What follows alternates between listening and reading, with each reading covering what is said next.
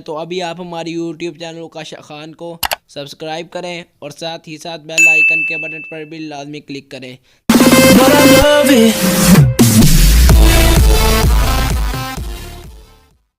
अस्सलामुअलैकुम। तो चलिए दोस्तों वीडियो को शुरू करते हैं। आज की इस वीडियो में मैं आपको एक ट्रिक के बारे में बताऊंगा कि आप अपने मोबाइल को किस तरह S9 बना सकते हैं। S9 बनाना चाहते हैं तो इस वीडियो को लास्ट तक देखते रहें। चलिए दोस्तों वीडियो को शुरू करते हैं। सबसे पहले आपने इस एप्लीकेशन को इंस्टॉल कर लेना है, S9 लॉन्चर।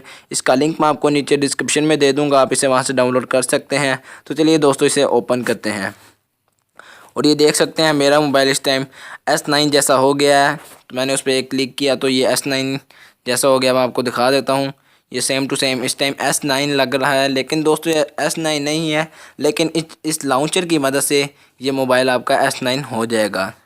दोस्तों मुझे लाउंचर काफ़ी अच्छा लगा था तो इसलिए मैंने इसकी वीडियो बना ली। तो अब आपको बैक आके दिखाता हूँ।